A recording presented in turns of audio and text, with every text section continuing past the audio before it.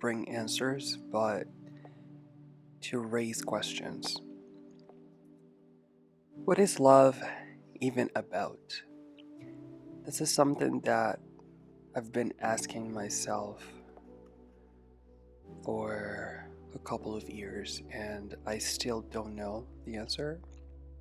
I feel like it's a question that will be unanswered until the day I die, because I feel like that's one of my missions in life, which is to find the meaning of love.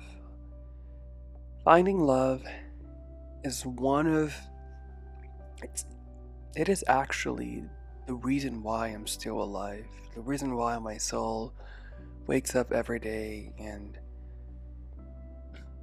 the reason why there's something inside of me that makes me think that it's worth living.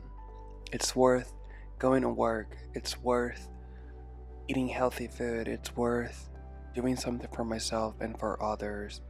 That's my ikigai. So ikigai is a Japanese concept of finding your purpose in life. So finding something that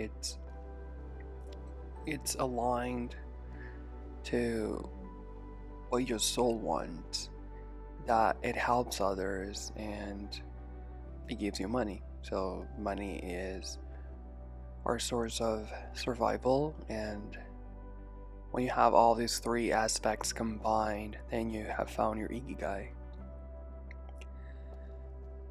The reason why I've been asking myself for love is because since I was little, I've wanted to have somebody in my life that could be by my side and that could provide the emotional support I needed.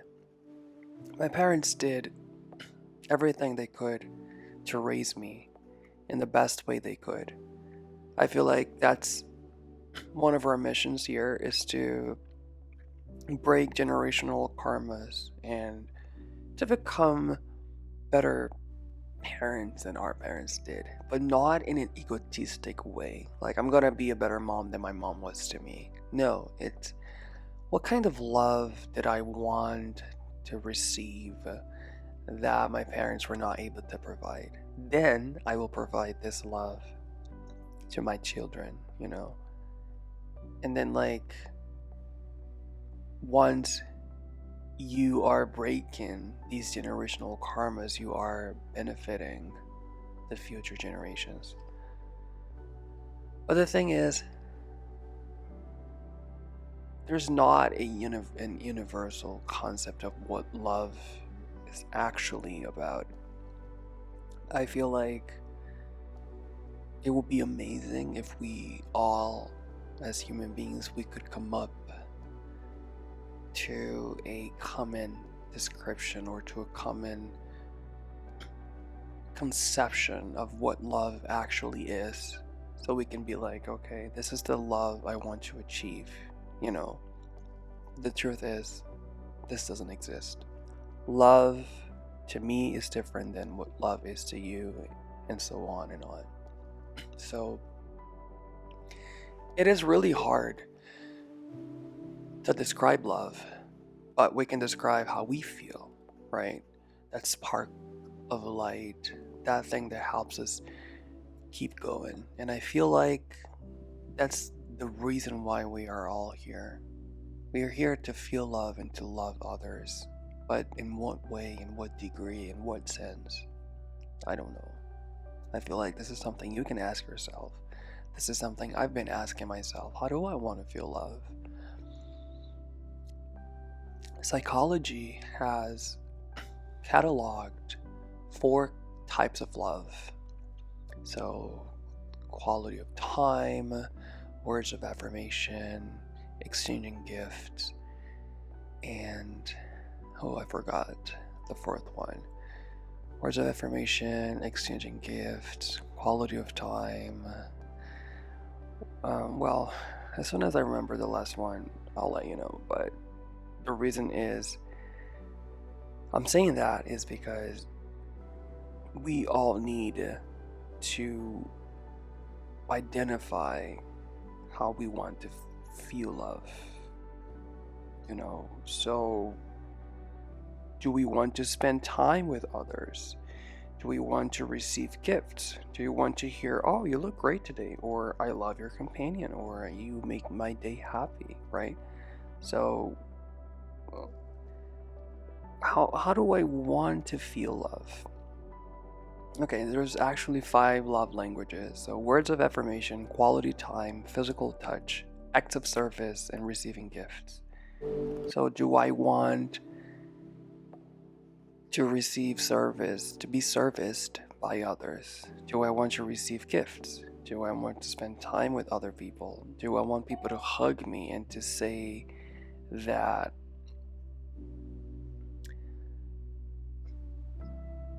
just to feel the presence of others? So these are questions we could ask ourselves, and these are questions we could reflect upon. The thing is, it's not easy. So back to what I was saying, I've always wanted to have like this figure, which is someone that I could always rely on, someone that I could always count on and cry my fears out, cry my heart out, and be like, I can count on you to be there for me when I need it. What's actually been hidden here is the fact that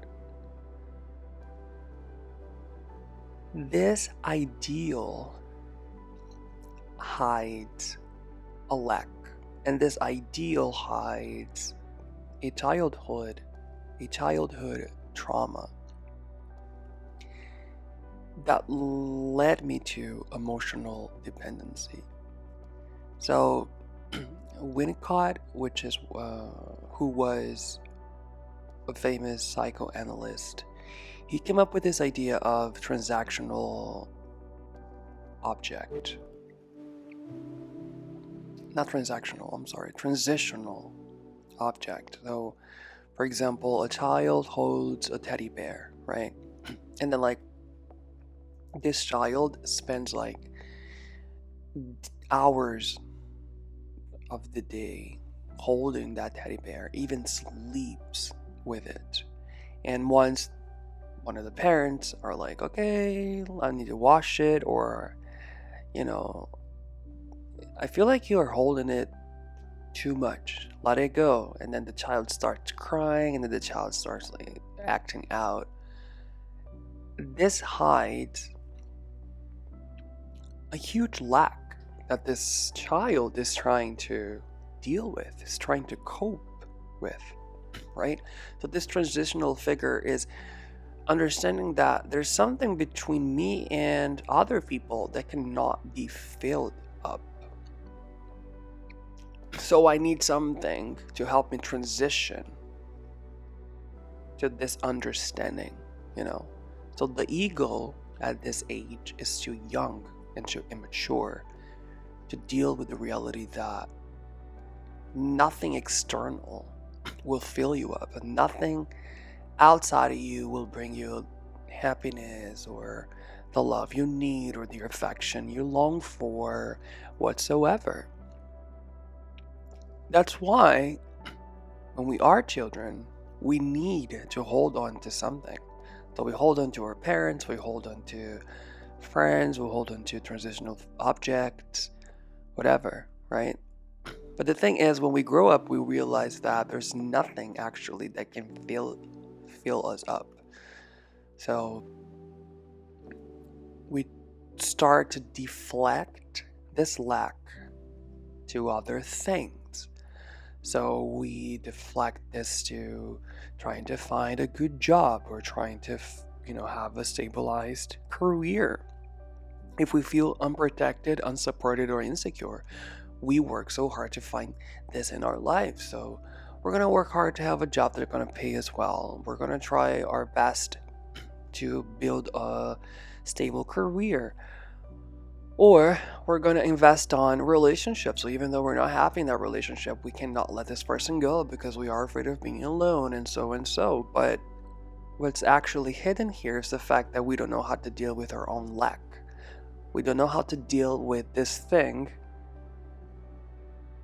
that will always be missing. There's something that always been missing because we are looking at it externally. We're not looking at this thing inside of us. And I know a lot of people have been saying that on the internet. So once again, I'm not here to bring answers. I'm not here to feel like, you know what, you're gonna be fulfilled and you're gonna be satisfied once you find this inside of you, blah blah blah. My question is, how can we do that? How can we find what we need inside of us if we've always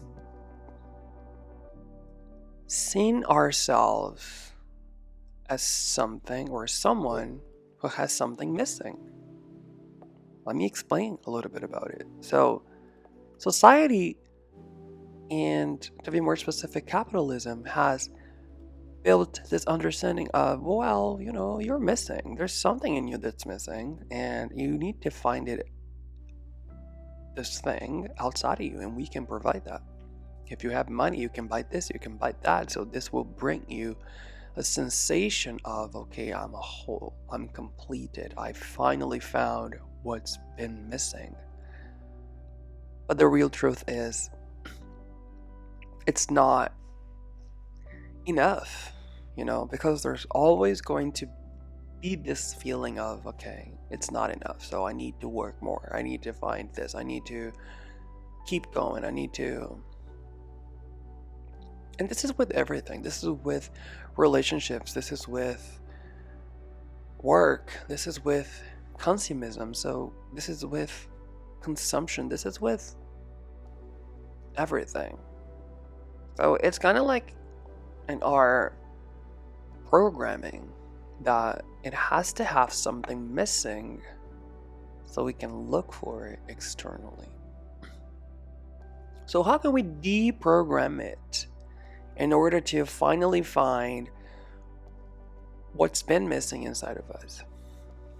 What I've learned is that, first of all, there's nothing missing. I'm not missing. There's nothing inside of me that's been missing, I am a whole, I am completed, and I can provide everything for myself. What's been really helping me to deal with it is understanding that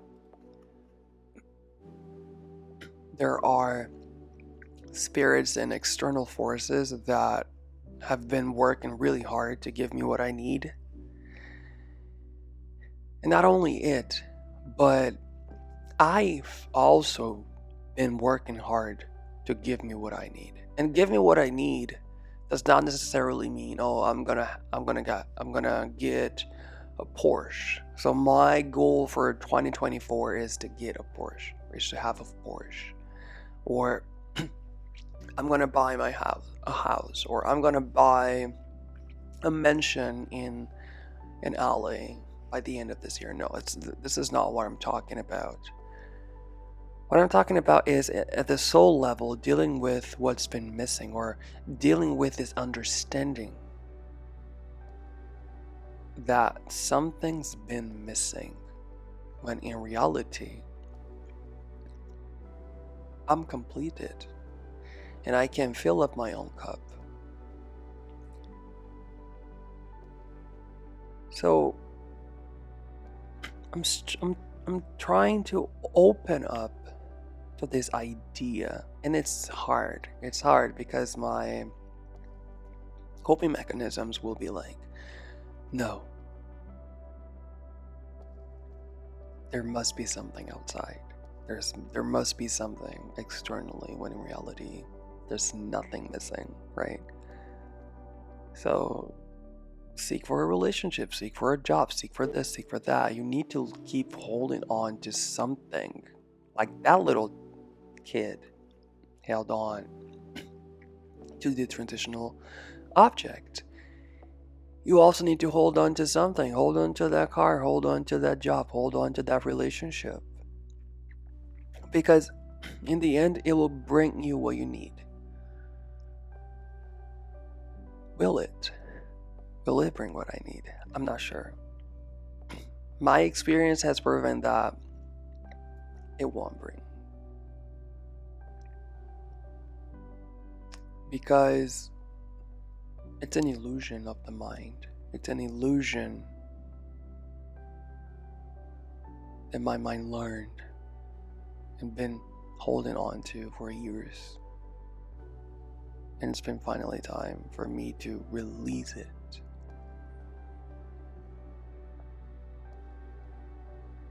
I was advised by a friend to reflect on what makes me feel unprotected and insecure. So, for example, there's something that makes me feel insecure when I'm dealing with people is the fact that I always think that this person will leave me. I always think that at some point I'm being a burden to that person and this person will be like, I can't deal with this guy. I can't deal with him. You're bothering me. And this is how I understood, and this is how I've learned. And it's been triggering me so bad that it led to me isolating myself from the world. Isolating myself from everyone and everything and just being in my own mind. But at what cost?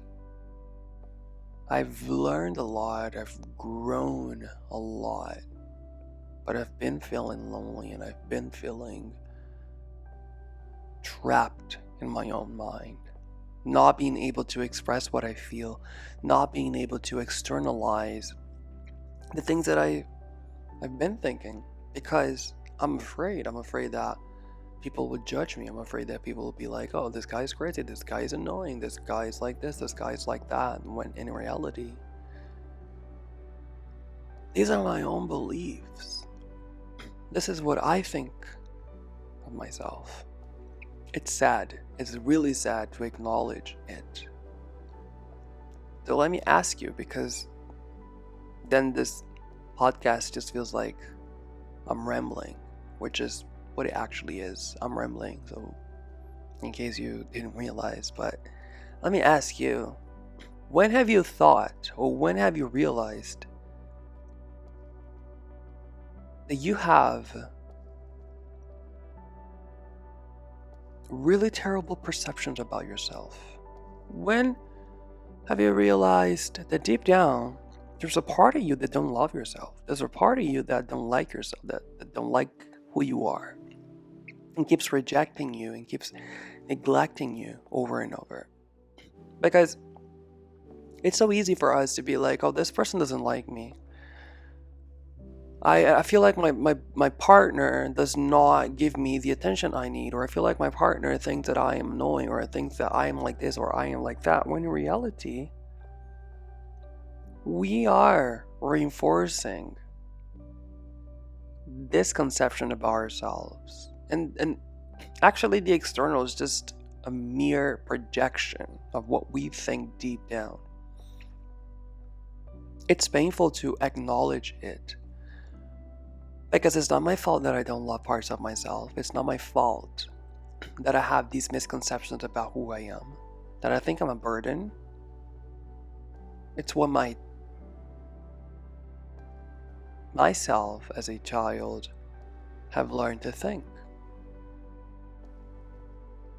What has your child learned to think about yourself? That you're boring, that you're ugly, that you're too fat, that you're too like this, that you're too like that. That your voice is too high, too low. That your ideas are wrong. That you victimize yourself, that your pain is not valuable or is not legitimate. It's time for us to claim our power. It's time for us to face our fears, to face our minds, and to be like, this is not you. This is not me. Maybe I've overheard something. Maybe I've learned it unconsciously, but this is not congruent to who I really am.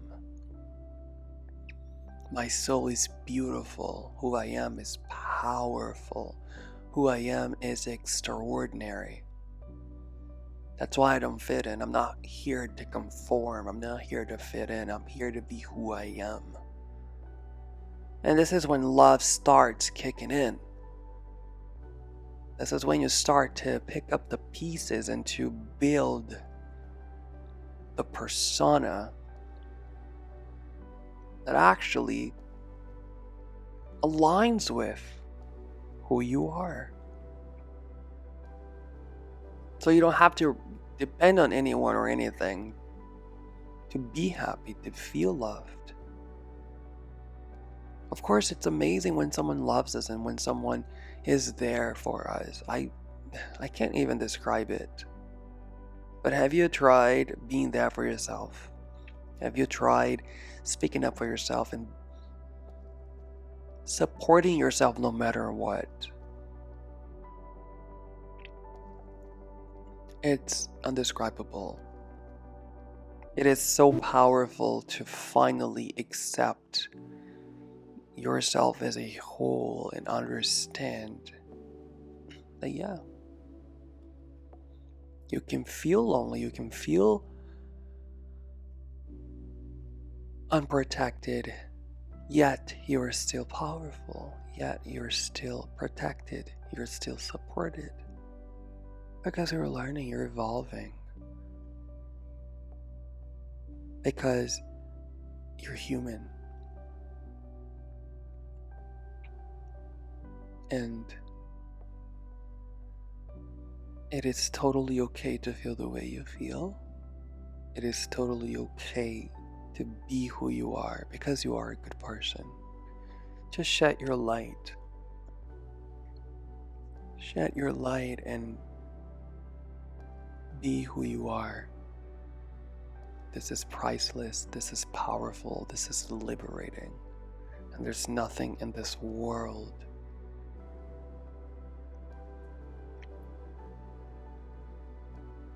that can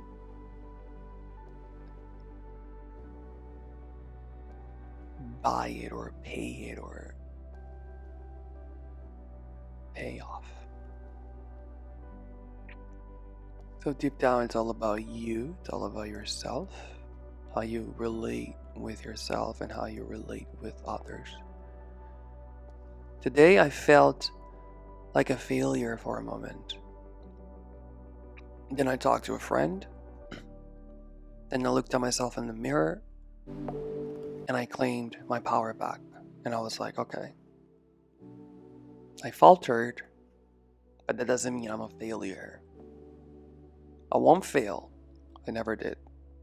I'm going to keep on going. I'm going to keep on fighting. And this is when I claim my power. And this is when I tame my mind. This is when I'm in control of what I feel and my thoughts. I'm not conducted by my fears. I'm not conducted by my anxiety or my fear of being lonely or being left out or being unloved. It's when I face all of these things and realize that, yeah, this is what makes you you. This is what makes you a whole. Being able to feel these feelings and overcome them. You don't have to be perfect. You don't have to be strong 100% of your time. You just have to be you. And that's it. And things will naturally come to you as they've always been. We can live our life working on to elevate our consciousness and live by love, or we can keep downgrading our consciousness and living by fear. These are our choices for now. Which path will you take?